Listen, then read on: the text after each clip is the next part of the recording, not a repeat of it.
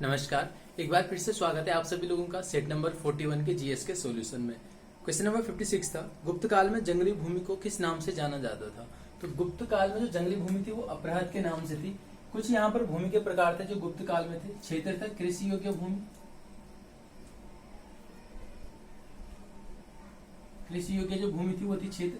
अपराध हो गया जंगली, वास्तु हो गया निवास करने की, निवास योग्य भूमि। सिल हो गया, सिल भी ऐसी भूमि थी जिसको न जोता जा, जिसे न जोता जा सके, ठीक है, मतलब जोतने योग्य नहीं थी ये भूमि भी। और जो चारागाह थी वो पशुओं को चराने हेतु।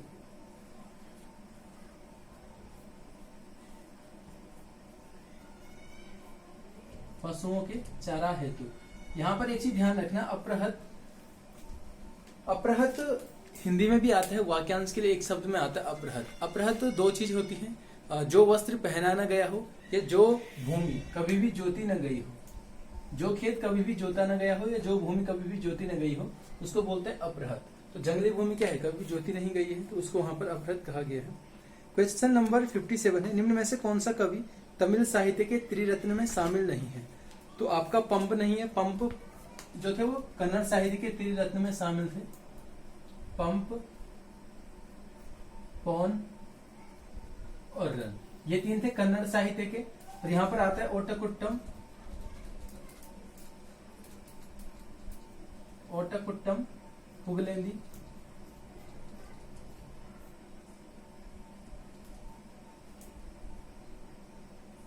और आता है आपका कंबन, कंबन, ओटकुट्टम, पुगलेंदी। इन तीनों को जो है तमिल साहित्य का त्रिरत्न माना जाता है। और पंप, पौन, रन ये किसके थे, कन्नड़ साहित्य के त्रिरत्न। क्वेश्चन नंबर 58 है, निम्न में से किस सोलंकी शासक के काल में महमूद गजनी ने सोमनाथ मंदिर पर आक्रमण किया था। तो उस समय वहां पर थे कौन, ऑप्शन फर्स्ट है आपका भीम प्रथम। जो महमूद गजनी का जो सोमनाथ मंदिर पर आक्रमण होता है वो होता है 1025 ईस्वी में। ध्यान रखेंगे, ऑप्शन थर्ड में आपके पास मूलराज प्रथम है।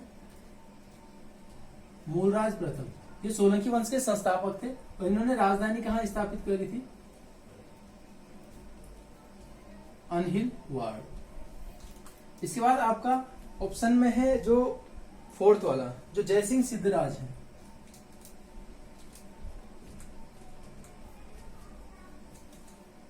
जयसिंह सिद्धराज ये जो है सोलंकी वंश के पहले जो है शक्तिशाली शासक इनको माना जाता है। और इन्हीं के दरबार में कौन थे, हेमचंद्र, जैन कवि हेमचंद्र जो है, जैन विद्वान हेमचंद्र जयसिंह सिद्धराज के दरबार में थे।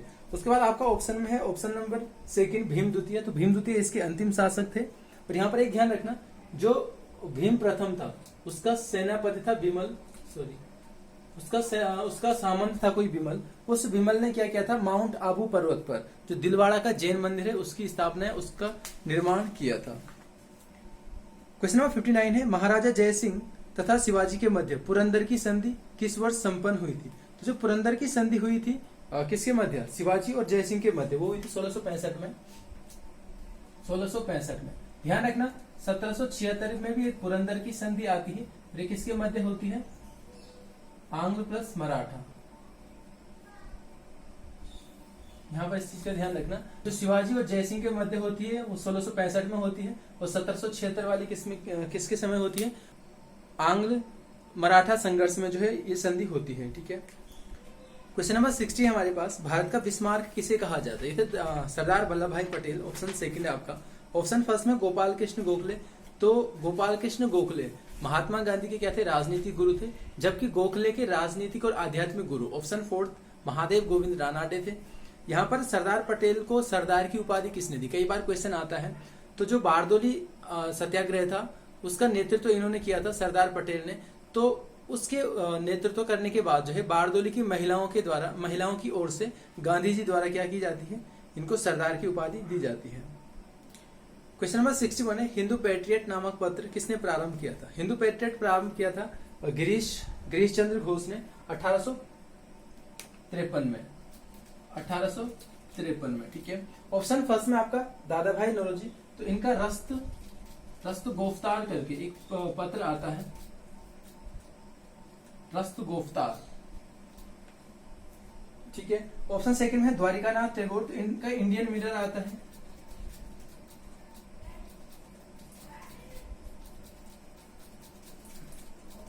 द्वारिकानाथ टैगोर का। ऑप्शन सी में है विलियम कैरी, तो समाचार दर्पण करके।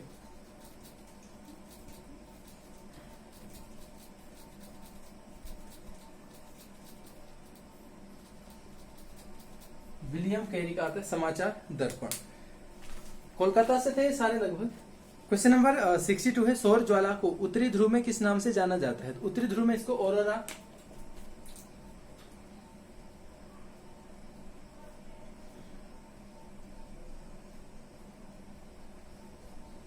ऑरोरा बोरियालिस बोला जाता है। आपको पता है कि जो आयन मंडल है वहां से सौर ज्वालाएं दिखती हैं, तो दोनों ध्रुव में दिखती हैं। उत्तरी ध्रुव की हो गई कौन सी? ऑरोरा बोरियालिस, और दक्षिणी ध्रुव की हो गई ऑरोरा ऑस्ट्रियालिस।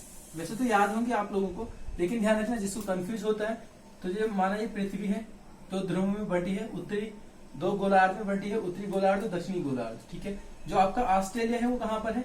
दक्षिणी गोलार्ध में स्थित है, तो दक्षिणी ध्रुव में जो दिखेगा उसको बोलेंगे ऑस्ट्रेलिस, है ना, ऑरोरा ऑस्ट्रेलिस। बाकी दूसरा बचा ऑरोरा बोरियालिस, वो कहाँ हो जाएगा? उत्तरी ध्रुव में।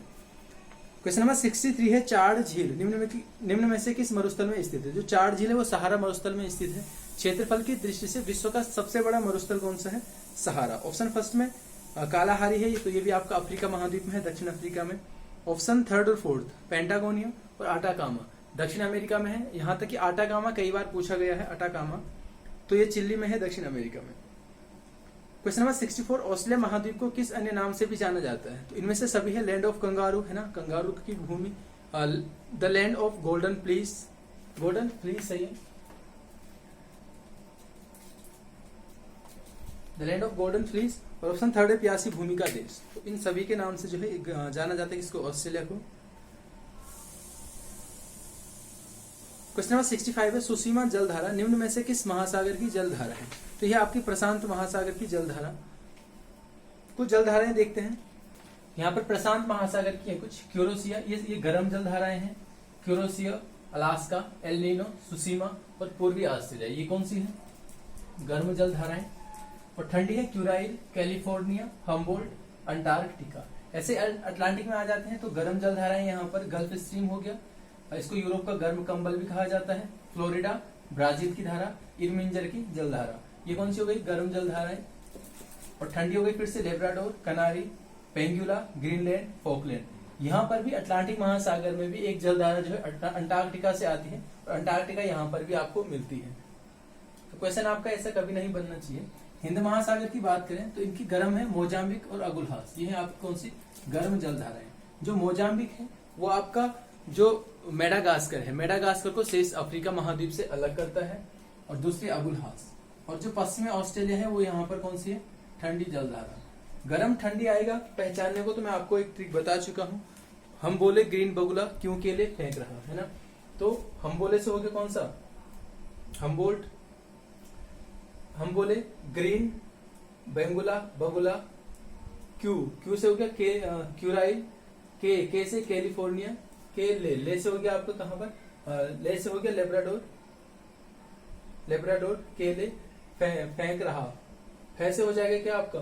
फॉकलैंड, का से हो गया कनारी, है ना। तो ऐसे करके इनको ध्यान रखना, सारी आपकी उसमें आ जाएंगी, बाकी जो बचेंगी वो आपकी गर्म जलधाराएं हो जाएंगी। क्वेश्चन नंबर 66 है, कोयम्बटूर तथा कोचीन के मध्य संपर्क मार्ग कहलाता है, ये कहलाता है आपका पाल घाट। ऑप्शन प्लस में जो थाल घाट है वो है आपका कहां पर, किस किस के मध्य है? नासिक प्लस मुंबई। पाल आपका हो गया है ना, कोयम्बटूर से आपका कोचीन। होर घाट हो गया आपका मुंबई टू पुणे। और एक आता आपका सिनकोट, तो सिनकोट जोड़ता है त्रिवेंद्रम को मदुरै से, है ना। ये कुछ पश्चिमी घाट के कुछ दर्रे हैं, इनको ध्यान रखेंगे। क्वेश्चन नंबर 67 है, भारत में सबसे बड़ी खारे पानी की झील कौन सी है? ये है चिल्का। देखो अगर सबसे बड़ी झील आता है खारे पानी की तो चिल्का हो गया। ये आता है कि किस झील में सबसे ज्यादा लवणता है, सबसे ज्यादा खारापन है, वो है आपका कहाँ पर, सांभर, राजस्थान में है सांभर और डीडवाना। और सबसे बड़ी मीठे पानी की आएगी तो वो आपका वुलर झील, आपको पता ही होगा, है ना। क्वेश्चन नंबर 68 है, निम्न में से कौन सा अनुच्छेद प्राण एवं दैहिक स्वतंत्रता का संरक्षण करता है। ये आपके पास आर्टिकल 21 जो ऑप्शन में है, यहाँ पर है कुछ आपके अनुच्छेद 22 है, गिरफ्तारी से संरक्षण करता है। कैसे करता है, देखो इसके अंतर्गत 3 चीजों का यहाँ पर उल्लेख मिलता है। सबसे पहले यदि किसी व्यक्ति को गिरफ्तार करना है तो उसको जो है गिरफ्तारी का कारण बताना होगा, जिसको हम क्या बोलते हैं सरल भाषा में, गिरफ्तारी का वारंट, है ना। दूसरा होता है 24 घंटे के अंदर अंदर उसको मजिस्ट्रेट के सामने जो है, निकटवर्ती मजिस्ट्रेट के सामने क्या करना होगा, पेश करना होगा। मतलब वो पुलिस कस्टडी में केवल कितना रहेगा, 24 आवर्स से ज्यादा नहीं रहेगा। तीसरा आता है यहाँ पर मनपसंद वकील, उस व्यक्ति को स्वतंत्रता है कि वह अपना मनपसंद वकील अपने केस के लिए क्या करे, चुने, ठीक है।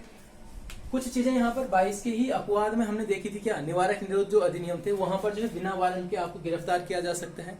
ऐसी स्थितियां जो खतरनाक हो सकती हैं आमजन के लिए, उन स्थितियों के लिए कई सारे कानून बने हैं ना। निवारक निरोध अधिनियम जो है, टाडा हो गया आपका, मीसा हो गया, अफस्पा वगैरह हो गया, है ना। आर्टिकल 23 आता है, मानव के साथ मानव के दुर्व्यापार, बलात्श्रम और बेगारी को यहाँ पर निषेध किया गया है। बलात्श्रम होता है बिना इच्छा के कार्य करवाना, और बेगारी हो गया परिश्रम का या मतलब कार्य का उचित वेतन न देना। 21 में आता है प्राण एवं दैहिक स्वतंत्रता। यहाँ पर ध्यान रखना 21 से कई सारे क्वेश्चन बनते हैं। अभी हमने क्या देखा था, जो एक प्राइवेसी वाला आया था अभी, है ना। इसके अलावा यहाँ पर एक क्वेश्चन बनता है कि किसी व्यक्ति की या भारतीय नागरिक की विदेश यात्राओं को संरक्षित कौन करता है, कौन सा आर्टिकल जो है उसको संरक्षण प्रदान करता है। तो विदेश यात्रा को आर्टिकल 21 जो है संरक्षण प्रदान करता है। 20 में आते हैं अच्छा यहाँ पर एक चीज और ध्यान रखना, जो 21 का जो फर्स्ट जोड़ा गया है 86 अमेंडमेंट एक्ट 2002, यहाँ पर क्या है कि 6 से 14 वर्ष के बच्चों को क्या है, निःशुल्क एवं अनिवार्य शिक्षा का अधिकार। यहाँ पर उस बच्चे का अधिकार होगा कि उसके लिए ये शिक्षा क्या होगी, फ्री में होगी। 20 में आते हैं अपराधों के लिए दोष सिद्धि से संरक्षण। यहाँ पर भी फिर से 3 चीजों का वर्णन है, कैसे दोष सिद्धि से संरक्षण होगा। सबसे पहला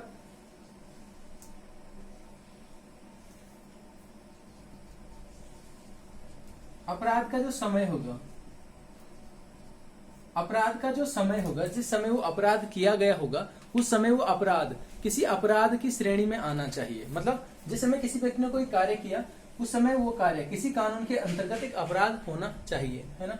कोई ऐसा चीज ले लो जिसमें मतलब अभी कोई कानून नहीं बना है, कल उस पर कानून बन जाता है, तो अगर कोई घटना आज हुई है तो वो उसके अंतर्गत वो नहीं आएगी, कल से आगे की जो घटनाएं आएंगी वो उसके अंतर्गत आएंगी।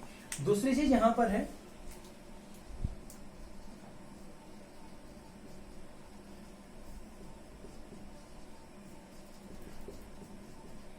एक अपराध के लिए एक बार सजा, चाहे वो कितनी भी कड़ी सजा थी या छोटी सजा थी, पर एक अपराध के लिए केवल एक बार सजा होगी। तीसरा आता है यहाँ पर किसी व्यक्ति को अपने अधिकार स्वीकार करने के लिए किसी को विवश नहीं किया जाएगा। ध्यान रखना, जैसे ब्रेन मैपिंग वगैरह, डीएनए टेस्ट वगैरह, इसके लिए किसी व्यक्ति को फोर्स नहीं किया जाएगा। ये जो है हमारा अधिकार है, ठीक है। क्वेश्चन नंबर 69, निम्न में से कौन सा प्रावधान संविधान के भाग 4 का में वर्णित नहीं है। अब सबसे पहले भाग 4 का क्या चीज है। 4 का काम में क्या है, मौलिक कर्तव्य है हमारे पास। और मौलिक कर्तव्य किसके लिए, राज्य के लिए या नागरिक के लिए, तो यह है नागरिक के लिए, नागरिकों का मौलिक कर्तव्य, मौलिक कर्तव्य। जो राज्य के कर्तव्य है वो आपके डीपीएसपी में आ जाते हैं, ठीक है। तो यहाँ पर जो ऑप्शन 3 है, हिंदी को प्रोत्साहन देना, वो आर्टिकल 351 में अगर आपने पढ़ा होगा कि जो राज्य है वो क्या करेगा, हिंदी के विकास के लिए प्रयास करेगा, हिंदी का विकास और उसका प्रचार प्रसार करेगा, ठीक है। इसके अलावा देश की रक्षा करना, सार्वजनिक संपत्ति को सुरक्षा करना, प्राकृतिक पर्यावरण की रक्षा करना, ये सारी चीजें किसमें है आपका जो मौलिक कर्तव्य है। मूल संविधान में मौलिक कर्तव्यों की संख्या 0। क्यों? क्योंकि जो मौलिक कर्तव्य थे वो सारे जो 10 मौलिक कर्तव्य थे वो जोड़े गए आपके कब, 42वें संविधान संशोधन के तहत सरदार स्वर्ण सिंह समिति की सिफारिश पर 1976 में, है ना।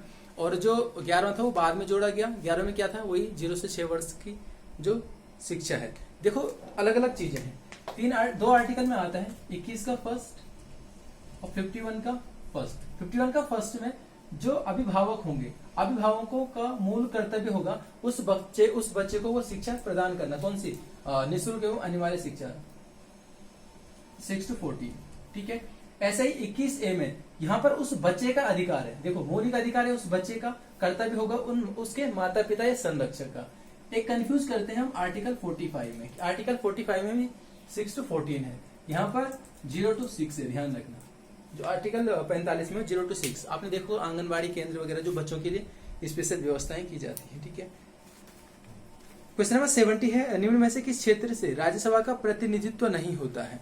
तो राज्यसभा का जो प्रतिनिधित्व यहाँ पर जो है होना चाहिए था, नहीं होना चाहिए था, तो इसको जरा सही कर देना आप लोग। निम्न में से किस क्षेत्र से राज्यसभा का प्रतिनिधित्व होता है? तब जाके इसका आंसर था पुदुचेरी। पुदुचेरी से 1 सीट आती है राज्यसभा की, दिल्ली से 3, दिल्ली और पुदुचेरी मात्र 2 केंद्र शासित प्रदेश है हमारे पास जो राज्यसभा में क्या करते हैं? प्रतिनिधित्व करते हैं। तो इसको चेक करना, टेस्ट को अपडेट किया जाएगा, लेकिन आप लोग जो है इसको सही कर देना। क्वेश्चन नंबर 71 है, भारत की आकस्मिक निधि का गठन किस वर्ष किया गया? तो जो भारत की आकस्मिक निधि है उसका गठन 1950 में किया गया, 1950 में। आर्टिकल 267 में इसका वर्णन किया गया, किसका? आकस्मिक निधि का। आकस्मिक निधि किसी आकस्मिक घटना में जो धन की वहां पर जो जरूरत होगी उसको पूर्ण करने के लिए है। जो संचित निधि है आपका आर्टिकल 266 में। और संचित निधि से जो भारत सरकार के व्यय होते हैं, जो पदाधिकारी होते हैं उनकी पेंशन वगैरह हो जाएगी, और आपका जो ऋण वगैरह होंगे सरकार के, है ना, वो सारी चीजें जो है संचित निधि से दी जाएंगी। यहाँ पर ध्यान रखना, कभी कंफ्यूज मत होना कि राज्य के लिए किसी अलग आर्टिकल में है और केंद्र के लिए। राज्य के लिए भी यहाँ पर क्या होगा? अनुच्छेद 266 के अंतर्गत केंद्र में केंद्र के लिए और राज्यों में राज्य के लिए क्या होगी? संचित निधि। और आर्टिकल 267 के अंतर्गत राज्य में राज्य के लिए और केंद्र में केंद्र के लिए आकस्मिक निधि। तो एक ही में है केंद्र राज्य की। 72 है, राष्ट्रपति अपना त्यागपत्र किसे सौंपता है? तो राष्ट्रपति सौंपेगा उपराष्ट्रपति को। ध्यान रखना, 2 चीजें अगर सेंटर में देखेंगे तो 2 चीजें, 2 पद हमारे पास ऐसे हैं जो अपना त्यागपत्र अपने से जो जूनियर अधिकारी होता है उसको देते। एक राष्ट्रपति होगा अपने से नीचे, उपराष्ट्रपति को देगा। दूसरा लोकसभा जो अध्यक्ष होगा वो भी किसको देगा? लोकसभा के उपाध्यक्ष को। राज्यों में भी होता है, जैसे विधानसभा अध्यक्ष है वो उपाध्यक्ष को देता है ना। क्वेश्चन नंबर 73 है, भारतीय संसद में गणपूर्ति है। गणपूर्ति भारतीय संसद में कितना है? 1/10। ये गणपूर्ति क्या चीज है? गणपूर्ति सदस्यों की वह न्यूनतम संख्या जो कार्यवाही के लिए क्या हो? आवश्यक हो। मतलब सत्र को चलाने के लिए, संसद की कार्यवाही को चलाने के लिए जो न्यूनतम सदस्य संख्या होगी वो क्या हो जाता है? कोरम। माना किसी क्लास में 40 बच्चे हैं, एक दिन बारिश हो जाती है और उस क्लास में केवल 7-8 बच्चे आते हैं। ठीक है, तो टीचर क्या बोलता है? अरे आज जो है बच्चे इतने नहीं है कि कुछ कोई टॉपिक करा सके, कोई टॉपिक हो सके, मतलब, है ना। तो क्या होगा? आज क्लास नहीं होगी। तो मतलब कोई न्यूनतम संख्या जो उस कार्य प्रणाली के लिए क्या है? आवश्यक है। तो भारतीय संसद में कितना? कुल सदस्यों का 1/10। क्वेश्चन नंबर 74 है, भारतीय अर्थव्यवस्था के उदारीकरण का अग्रदूत। तो ये कई बार आ चुका है क्वेश्चन पेपरों में। मनमोहन सिंह को कहा जाता है। डॉक्टर मनमोहन सिंह जो थे 1991 से पहले क्या थी? आप लोगों को पता होगा कि भारतीय जो इकोनॉमी थी, भारतीय अर्थव्यवस्था थी, वो एक बंद अर्थव्यवस्था थी। बंद अर्थव्यवस्था क्या होती है? यहाँ से भी क्वेश्चन आता है कई बार पेपरों में। जिस अर्थव्यवस्था में आयात और निर्यात दोनों में क्या हो? दोनों जो है बंद हो, है ना। न तो वहां से आयात होता है उस देश से, न वहां से कोई निर्यात होता है। तो ऐसी अर्थव्यवस्था को बंद अर्थव्यवस्था। तो 91 में जो है इस अर्थव्यवस्था को खोला गया था, तो तब जाके इसको उदारीकरण कहा जाता है, बंद अर्थव्यवस्था से खुली अर्थव्यवस्था की ओर। क्वेश्चन नंबर 75 है, सर्वप्रथम किस भारतीय राज्य ने मानव विकास सूचकांक जारी किया था?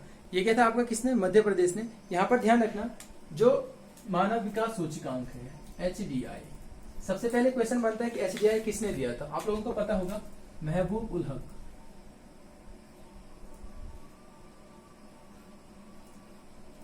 महबूब उल हक ने दिया था। और सबसे पहले UNDP, united national development programme, इसने जो है 1990 में इसको पहली बार जारी किया था। अगर भारत में आता है तो 1995 में मध्य प्रदेश इसको जारी करता है, और राष्ट्रीय स्तर पर 2002 में। कई बार आता है कि जो HDI है, जो मानव विकास सूचकांक है, उसके जो है मानक क्या क्या है, मतलब उसमें जो है क्या क्या चीजें देखी जाती है। ध्यान रखना, वहां पर एक आय होता है, एक हो जाएगी शिक्षा, एक हो जाएगी जीवन प्रत्याशा।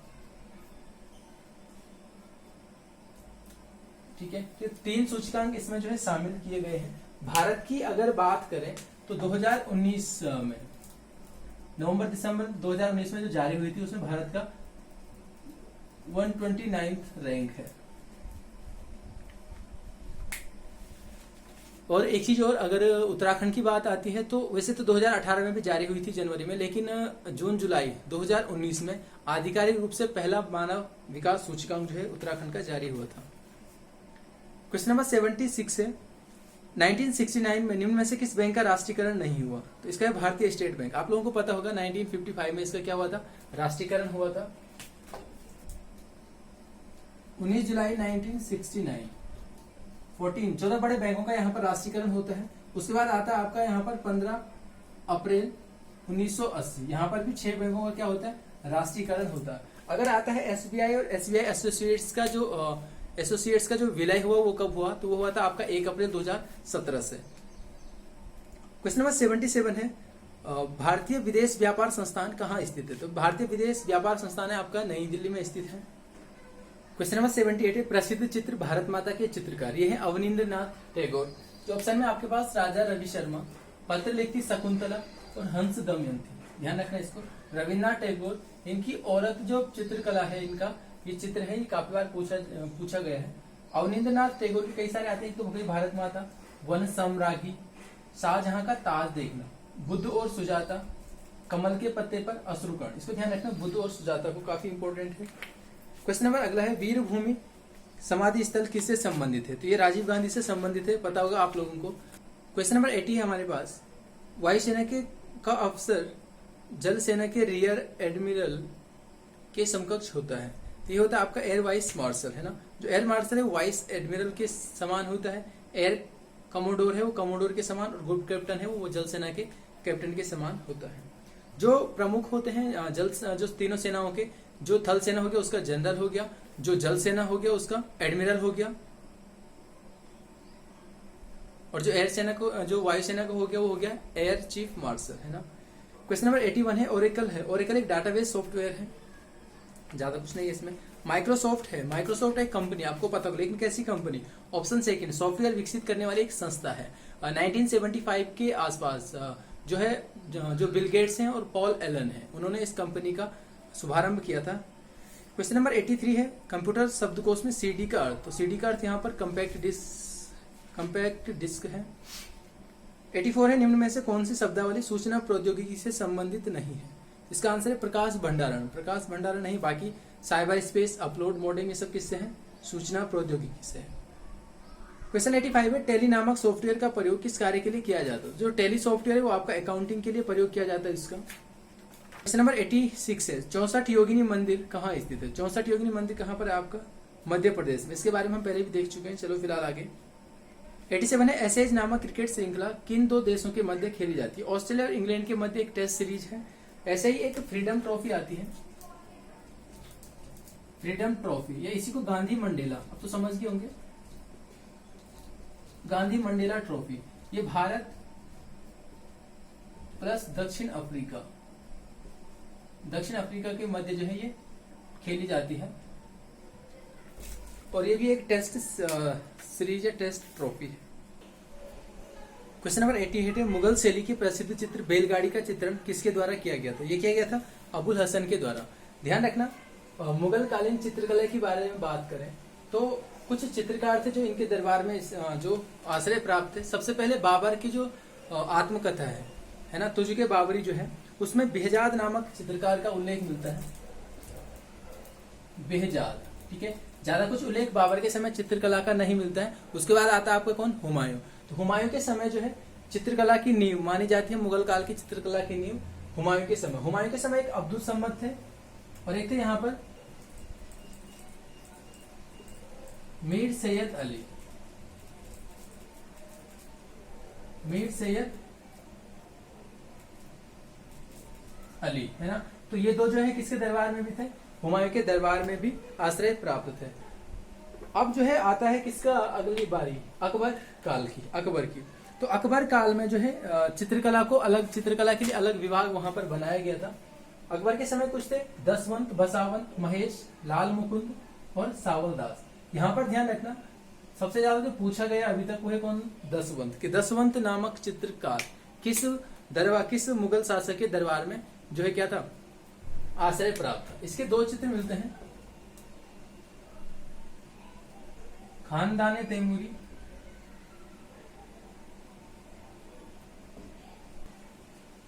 खानदाने तैमूरिया है और तूतीनामा। दो चित्र मिलते हैं किसके, दसवंत के। उसके बाद एक चीज और आती है कि जो अकबर के समय जो है भित्ति चित्र की भी शुरुआत हुई थी। भित्ति चित्र की शुरुआत किसके समय हुई थी, अकबर के समय। बात करें अगर जहांगीर के, उसके बाद जहांगीर आता है, तो जहांगीर के काल को आप सभी लोग जानते हैं स्वर्ण कला, चित्रकला का क्या माना जाता है, स्वर्ण काल उसको माना जाता है। फारूक बेग, बिशनदास, उस्ताद मंसूर और अबुल हसन, यहाँ पर कुछ प्रमुख चित्रकार थे। यहाँ पर ध्यान रखना जो उस्ताद मंसूर था वो पक्षी चित्रकला के लिए फेमस था, जो अबुल हसन था वो मनुष्य चित्रकला के लिए फेमस था। इन दोनों को जो है जहांगीर द्वारा उपाधियां भी दी गई है। नादिर उल असर कहा गया किसको, उस्ताद मंसूर को, और नादिर उद जमा ये कहा गया किसको, अबुल हसन को। किसके द्वारा, जहांगीर के द्वारा। इनके कुछ चित्र भी आते हैं। उस्ताद मंसूर का चित्र आता है कौन सा, एक आता है बिरला सारस। अब सारस क्या है, एक पक्षी है, इससे आप लोग ध्यान रख लोगे। और एक आता है दूसरा इसका, एक बंगाल का अनोखा पुष्प।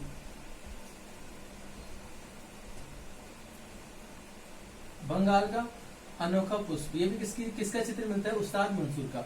अबुल हसन का भी एक चित्र आता है जो तुझके जहांगीरी है, तुझके जहांगीरी। इसका जो मुख्य पृष्ठ है वो किसने बनाया था, आपका यहाँ पर अबुल हसन ने बनाया था। इसके बाद यहाँ पर आता है शाहजहां कालीन। शाहजहां कालीन यहाँ पर दो तीन चित्रकार मिलते हैं, फकीरुल्लाह, मीर हासिम, मोहम्मद नादिर। यहाँ पर कुछ ज्यादा चित्रों का विवरण नहीं मिलता है। उसके बाद आता है आपका औरंगजेब। तो औरंगजेब क्या करता है, चित्रकला को जो है इस्लाम के विरुद्ध मानता है और उसको बंद करवा देता है। जो मनोची एक इतिहासकार थे, उनका कहना है कि जो औरंगजेब है उसने जो है अकबर के और जहांगीर के काल में जो चित्र बने थे उनको चूने से क्या कर दिया था, पुतवा दिया था। एक चीज और आती है मुगल कालीन चित्रों का संग्रह। हमजनामा एक पुस्तक है, उसमें जो है मुगल काल के सभी चित्रों का जो वहां पर महत्वपूर्ण जो चित्रकला है उसका संग्रह यहाँ पर मिलता है। एक बताया होगा कभी, एक रजमनामा आती है। रजमनामा क्या है, रजमनामा है किसका, महाभारत का फारसी अनुवाद। यह चित्रकला से संबंधित यह महाभारत का फारसी अनुवाद हमजनामा। ध्यान रखना दोनों को, अगर कंफ्यूज हो गए तो कंफ्यूज मत होना। रा और मा, रम करके याद रखना। जो रम है राम है ना, जो रा से शुरू है रमजनामा वो माँ से है महाभारत, ये रा से शुरू है वो माँ से शुरू है। क्वेश्चन नंबर 89 है किस तिथि को हिंदी दिवस मनाया जाता है। यहाँ पर राष्ट्रीय अंतरराष्ट्रीय कुछ भी नहीं था और खैर ऑप्शन भी आपके पास 14 सितंबर ही था खाली। तो 14 सितंबर को जो है हिंदी दिवस मनाया जाता है। कौन सा, राष्ट्रीय। अब देखो यहाँ से क्वेश्चन बन सकता है कब से मनाया जाता है, 1953 से। आपको पता है क्यों मनाया जाता है 14 सितंबर को, क्योंकि 14 सितंबर को ही क्या इसको जो है राजभाषा का दर्जा दिया गया है भारतीय संविधान में। अगर अंतरराष्ट्रीय हिंदी दिवस की बात आए, ये कब मनाया जाता है, ये मनाया जाता है आपका कब, 10 जनवरी को। क्यों मनाया जाता है 10 जनवरी को, क्योंकि 10 जनवरी 1975 को पहला विश्व हिंदी सम्मेलन का आयोजन हुआ था, है ना। जो 7वां हिंदी सम्मेलन हुआ था आपका 2003 में, ये हुआ था आपका पारामारिबो। पारामारिबो राजधानी है किसकी, सूरीनामा। सूरीनामा एक देश है, सूरीनामा की राजधानी है पारामारिबो। यहाँ पर ये सम्मेलन होता है 7वां वाला, और यहीं पर निर्णय लिया जाता है किसका, हिंदी दिवस मनाने का। और 2006 में पहला हिंदी दिवस मनाया गया 10 जनवरी को। तो 2006 से प्रतिवर्ष जो है मनाया जाता है। क्वेश्चन नंबर 90 है मानव ज्वालामुखी से आशय है। मानव ज्वालामुखी जो होगी ऑप्शन 4 तो के कारखानों की चिमनियां। क्वेश्चन नंबर 91 है हमारे पास। आपको यहाँ पर क्वेश्चन मार्क के स्थान पर आपको ढूंढना क्या आएगा, ठीक है। तो ध्यान रखना जो इन दोनों का संबंध होगा वो इन दोनों का संबंध हो सकता है, या जो इसका और इसका संबंध होगा वो इसका संबंध हो सकता है। यहाँ पर ये बना कैसे है, इंटू 2 कितना हो जाएगा, 12 दूनी 24 प्लस 6 कितना हो जाएगा 30। ऐसे 18 दूनी 36 प्लस 6 36 प्लस 6 करेंगे तो हम कितना आ जाएगा 42, और ये हमारे यहाँ पर आंसर आ जाएगा। ठीक है, उसके बाद 92 है। यदि प्लेट को इस प्रकार लिखा जाता है, टाउन को इस प्रकार लिखा जाता है, तो डियर को किस प्रकार लिखा जाएगा? कुछ भी नहीं था यहाँ पर। पहला जो शब्द, पहला जो अक्षर है वो सेम रहेगा हर किसी में, क्योंकि आप देखते होंगे कि ऊपर एक कम है नीचे वाले से, यहाँ पर भी ऐसा ही होगा, है ना। पी सेम रहेगा, एल के बाद क्या आ जाएगा, पी जैसे का तैसा रहेगा, पी प्लस ए क्या आ जाएगा, पी के बाद क्यू, एल के बाद एम, ए के बाद बी, टी के बाद यू, ई के बाद एफ। पहला जैसे का तैसे रहेगा। यहाँ पर भी टी टी ही रहा, फिर टी का एक यू, ओ का एक पी, डब्ल्यू का एक एक्स और एन का एक ओ। फिर से यहाँ पर करते हैं इसको, तो डी, डी का डी ही रहेगा, और डी का अगला क्या आ जाएगा, ई आ जाएगा, ई का क्या आ जाएगा, एफ आ जाएगा, ए का क्या आ जाएगा, बी आ जाएगा, आर का क्या आ जाएगा, एस आ जाएगा, d e f b s. Option number कौन सा था, फर्स्ट था इसका। क्वेश्चन नंबर 93, यदि पीले को लाल, ये सब कहा जाता है। ध्यान रखना क्वेश्चन को पढ़ना, लेकिन क्वेश्चन के जो लास्ट में दिया होगा, कई बार हो चुका है इस प्रकार का क्वेश्चन। बहुत सारे लोग क्या करते हैं कि यदि पीले को लाल बोला गया है, लाल को नीला, तो उसको बढ़ाते रहते हैं। ठीक है, मैं भी यही करता था शुरू में, लेकिन होता क्या है कि जो क्वेश्चन पूछा गया है लास्ट में क्या पूछा गया है पहले वो देखेंगे। पेड़ पौधों का रंग क्या होगा, है ना। हमें पूछा गया कि पेड़ पौधों का रंग क्या होगा। अगर नॉर्मल हम देखते हैं पेड़ पौधों का रंग क्या होता है, हरा होता है। अब आपको क्वेश्चन में केवल हरा ढूंढना है कि हरे को क्वेश्चन में क्या कहा गया है, बाकी क्वेश्चन से हमारा कोई लेना देना नहीं होगा। तो हरे को यहाँ पर बैंगनी कहा जाता है, तो आपका आंसर क्या हो जाएगा, फर्स्ट बैंगनी इसका आंसर हो जाएगा। ठीक है, 94 में आते हैं। एक पेड़ पर 5 पक्षी बैठे हुए हैं, कबूतर तोते के दाएं बैठा है। ये कबूतर है, कहाँ है, तोते के दाएं बैठा हुआ है। गोरैया तोते के ऊपर बैठी है, गोरैया जो है तोते के ऊपर बैठी हुई है। कौवा कबूतर से अगला है, कबूतर से अगला कौन सा हो गया, कौवा, क्योंकि कबूतर से अगला यहां तो हो नहीं सकता, क्योंकि कबूतर की पोजीशन पहले ही दे रखी है, तोते के दाईं ओर है ना। तो कौवा हो जाएगा कबूतर की अगला, मतलब इधर ही होगा फिर, है ना। और सारा जो है कौवे के नीचे है, कौवे के नीचे कौन सा है, सारस। आपको पूछा है बीच में कौन सा होगा, 1 2 1 2, बीच में कौन सा है, कबूतर। क्वेश्चन नंबर 95 था, कुछ नहीं था, ये भी शायद पहले भी आ चुका है ये क्वेश्चन। दक्षिण की ओर भाग रहा एक लड़का, दक्षिण की ओर भाग रहा था एक लड़का, वह अपनी दाईं ओर घूमता है और भागता है, फिर वह अपनी दाईं ओर घूमता है और फिर वह बाईं ओर घूमता है, तो अंत में वह किस दिशा में जा रहा है। तो सीधे सीधे ये क्या हो जाएगा, हम जानते हैं उत्तर हो जाएगा, दक्षिण पूरा हो जाएगा, और यहाँ क्या हो जाएगा, पश्चिम। तो ये पश्चिम की ओर जा रहा है। ठीक है, 96 है। सुधा राहुल के बारे में अपनी एक सहेली से कहती है, माना ये राहुल है और सुधा है कोई, ये सुधा अपनी सहेली से कहती है कि वह कौन, राहुल, राहुल के बारे में बोले ना, वह मेरे सगे भाई के, सुधा का भाई, माना ये ए है, भाई के दादा का इकलौता पुत्र है।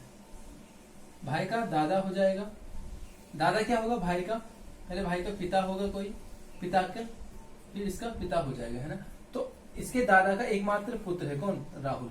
तो जब दादा का पुत्र हो गया राहुल, मतलब एकमात्र पुत्र है, तो राहुल क्या हो जाएगा, सुधा के भाई का पिता हो जाएगा, और सुधा के भाई का पिता होगा तो सुधा का भी क्या हो जाएगा, पिता हो जाएगा। तो यहाँ पर पूछा है, तो बताइए कि सुधा राहुल से किस प्रकार संबंधित है। तो ये क्या है, सुधा क्या हो जाएगी, राहुल की पुत्री हो जाएगी। क्वेश्चन नंबर 97 दे रखा है हमें, 17 जून 1998 को कौन सा दिन होगा। तो ये आपको निकालना आना चाहिए। ठीक है, इसके लिए मैं कई बार बता चुका हूं। सबसे पहले आपको चीजें कुछ ध्यान में रखनी है, चीजें कुछ नहीं, आपको ध्यान में रखना है एक्स्ट्रा डेज। ठीक है, सारा एक्स्ट्रा डेज का खेल है। तो 100 साल अगर होते हैं तो एक्स्ट्रा डेज होते हैं 5, 200 साल में होते हैं 3, 300 साल में होते हैं 1, 400 साल में होते हैं 0, क्योंकि 4 से अगर आप भाग दोगे 100 को तो ये आपका शेष आएगा। ठीक है, अब यहाँ पर बात करते हैं, जो हम सन निकालते हैं तो हम बेस ईयर मानते हैं किसको, 1600 को। 1600 पूर्णतः क्या हो जाता है, विभाजित हो जाता है किससे, 400 से, है ना। तो 400 से हो जाएगा, 400 में 0 होगा, तो 400 का जितने बार भी भाग जाएगा उतने में क्या हो जाएगा, 0 होगा। अब हमें दे रखा है 1998। सबसे पहले हमें क्या निकालना है, 1900 तक। 1600 से 1900 आएंगे तो कितना हो रहा है हमारे पास, 3 साल बढ़ रहे हैं, 3 साल में एक्स्ट्रा डेज कितना होता है, 1। ये हो गया 1900 तक। कब 1900 तक, जब 1900 खत्म हो गया, मतलब 31 दिसंबर 1900 तक।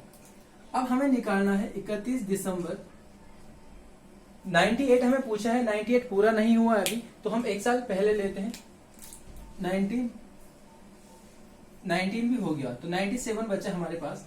अब 97 साल इसमें और है, हमें निकालना है। हम क्या जानते हैं, प्रत्येक 4 वर्ष क्या होता है, एक लीप ईयर होता है। इसको अपॉन 4 कर देंगे कि कितनी बार मैक्सिमम ये जाएगा, ठीक है। तो ये जाएगा आपका कितनी बार, 4 दूनी 8 हो जाएगा, 17, 4 चौको 16, 24 बार। अब फिर से यहां पर देखना आप, नॉर्मल ईयर में होते 365 दिन और लीप ईयर में 366। इन दोनों को अगर 7 से भाग करोगे तो नॉर्मल ईयर में एक्स्ट्रा डेज होता है 1 और लीप ईयर में एक्स्ट्रा डेज होता है कितना, 2। तो 24 साल लीप ईयर आए, अगर एक्स्ट्रा डेज 2 होता है 1 में, तो इसमें कितना हो जाएगा, इंटू 2 हो जाएगा, प्लस कितना बचा हमारे, कितना आया था, 24 आया था। अब 24 तो लीप ईयर थे, सामान्य 1 भी तो होंगे, 7 में से 4 गए, कितना बचा, 3, 9 में से 2 गए 7, 73। सामान्य में 1 होता है, यहाँ पर इंटू 1 करोगे या ना करोगे तो कोई भी दिक्कत नहीं है वहां पर, तो हो जाएगा 48 प्लस 73, 8 3 11, हासिल 1 आ जाएगा, 4 7 4 11 1 12, 121। 121 को अगर आप 7 से डिवाइड करोगे तो 7 एकम 7 हो जाएगा, कितना बचेगा यहाँ पर, 5 बचेगा, और 1 हो जाएगा 51, 7 7 49, 50 51, तो यहाँ पर कितना बच जाएगा शेष 2। अब आपके पास एक्स्ट्रा डेज 1 ही हो गया, 2 ये हो गई, ठीक है। तो ये हो गया कब, 31 दिसंबर 97 तक का। अब हमें निकालना 98। क्या 98 क्या है, एक लीप ईयर है, इसको अपन 4 से करोगे तो ये पूरा का पूरा भाग नहीं जाएगा। इसका मतलब ये क्या है, लीप ईयर नहीं बल्कि एक सामान्य ईयर है। अब आपको जनवरी से लेकर, मतलब 1998 की जनवरी से लेकर 17 जून तक के दिन देखने हैं। फिर से आप जानते हैं कि जनवरी में 31 दिन होते हैं, फरवरी में कितना होते हैं, 28 या कभी कभार 29 हो जाते हैं लीप ईयर में, मार्च में 31, अप्रैल में 30। इनको अगर आप पूरी संख्या भी लिख सकते हो, अपॉन 7 करके इनको आप जो शेष बचेगा एक्स्ट्रा डेज वो भी कर सकते हो। यहाँ का 3 बच जाएगा, यहाँ पर 0 1 आ जाएगा, यहाँ पर 3, यहाँ पर 2। ये रट जाते हैं जब आप करना सीख जाओ, ठीक है। तो अब देखो जनवरी में कितना आएगा, 31 नहीं रखूंगा मैं, 31 का कोड कितना हो जाएगा 3, प्लस फरवरी का 0 क्योंकि ये क्या था, एक सामान्य वर्ष था, मार्च अप्रैल मई जून, जून की मैं पूरी संख्या रख सकता हूँ, कोई दिक्कत नहीं, या इसको अपॉन 7 से कर सकता हूँ, 7 में 14 हो जाएगा, 15 16 17, यहाँ पर फिर से 3 दिन बच जाएंगे, और प्लस 2 ये प्लस 1 ये, कितना हो जाएगा, 3 3 दूनी 6, 3 3 9, 3 चौको 12, 3 5 15, 16 17, 17 हमारे पास बच रहा है, ठीक है। 17 अपॉन 7 कितना जाएगा, 7 में 14 हो जाएगा, 15 16 17। एक्स्ट्रा डेज हमारा लास्ट में कितना बचा, 3। अब हम जानते हैं दिन जो शुरू होता है रविवार को 0 हो जाएगा, सोमवार का होता है 1 कोड, मंगल का होता है 2, बुध का 3, बृहस्पति 4, शुक्र का 5, शनि का 6। देखो 7 भी आ सकता है, 0 का 1 भी हो सकता है, 0 भी हो सकता है। अगर 7 आ गया, 7 को अपॉन 7 से करोगे तो 0 ही रहेगा, है ना। तो यहाँ पर हमारा लास्ट में क्या बचा, 3। तो 3 किसका कोड है, बुधवार का। तो इसका आंसर क्या हो जाएगा आपका, बुधवार हो जाएगा। 98 है, यदि 8 वर्ष बाद प्रदीप की आयु वर्तमान आयु की 4 गुनी हो जाती है तो उसकी वर्तमान आयु क्या, ये ऑप्शन से हो जाएगा सीधे सीधे। आयु के क्वेश्चन में बता चुका हूँ सीधे सीधे ऑप्शन से। माना ऑप्शन सेकंड है, ऑप्शन फर्स्ट से 2 वर्ष, 2 ही इसका आंसर भी है। ये क्या बोल रहा है कि 6 वर्ष बाद इसकी आयु क्या हो जाएगी, वर्तमान की 4 गुनी हो जाएगी, प्लस 6 करेंगे तो कितना हो जाएगा 8। वर्तमान में 2 है, 6 वर्ष बाद 8 हो जाएगी, तो कितना हो जाएगा इंटू 4, हो रही ना 4 गुना, 4 2 8। बाकी में करके आप देख सकते हो। 99 है, विपुल हंस से लंबा है, जो विपुल है वो हंस से लंबा है, हंस आनंद से लंबा है, जो हंस है वो आनंद से लंबा है। आलोक अशोक से लंबा है, इनका कोई संबंध नहीं है। जो आलोक है वो किससे है, अशोक से लंबा है। और लास्ट में बोल रही है कि जो अशोक है वो विपुल से लंबा है, जो अशोक है वो विपुल से लंबा है। तो ये यहाँ आ जाएगा और ये यहाँ आ जाएगा, ठीक है। ये पूछ रहा है सबसे छोटा कौन है, सबसे बड़ा हो गया आलोक, फिर हो गया अशोक, फिर विपुल, हंस, और सबसे छोटा क्या हो जाएगा आपके यहाँ पर, आनंद हो जाएगा। क्वेश्चन नंबर 100 है, बच्चों की एक पंक्ति में नीता का क्रम बाएं से 15वां है। बाएं से क्या है, 15वां है किसका, नीता, ठीक है। यदि वह 4 स्थान दाएं सरक जाती है, 1 2 3 4, अब वो दाएं यहाँ पर आ गई, तो वह दाएं सिरे से 8वीं हो जाती। अब ये यहां से क्या हो जाएगी 8वीं। ठीक है, तो ये बोल रहा है पंक्ति में कुल कितने बच्चे हैं। अगर ये 15 यहां पर थी, 16, 17, 18, 19, बाएं ओर से 19 हो गया, दाएं ओर से आपको 8वीं दे रखा है, दोनों को प्लस करोगे -1 करोगे तो कितना हो जाएगा 8 दूनी 16, 1 17 का 7 हो जाएगा, हासिल 1, 1 1 2 27, -1 करोगे तो 26। एक क्यों करते हैं हम माइनस, क्योंकि जो ये कुर्सी है ना, एक बार यहाँ से 8वें नंबर पे भी गिनी गई, एक बार यहाँ से 19वें नंबर पे, 2 बार गिनी गई, तो हम एक बार इसको माइनस कर देते हैं। तो कितना हो जाएगा 26 इसका आंसर हो जाएगा। तो आज के पेपर में इतना ही था, मिलेंगे अगले पेपर के साथ। धन्यवाद।